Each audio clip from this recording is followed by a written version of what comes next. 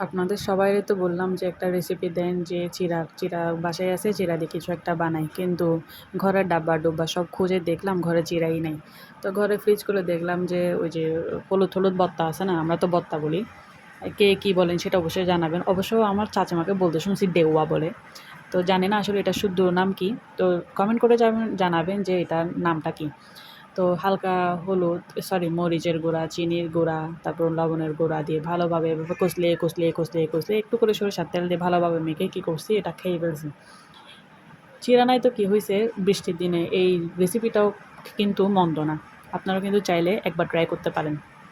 আর এটার নামটা অবশ্যই আমাকে জানাবেন, কেমন? আল্লাহ হাফিজ।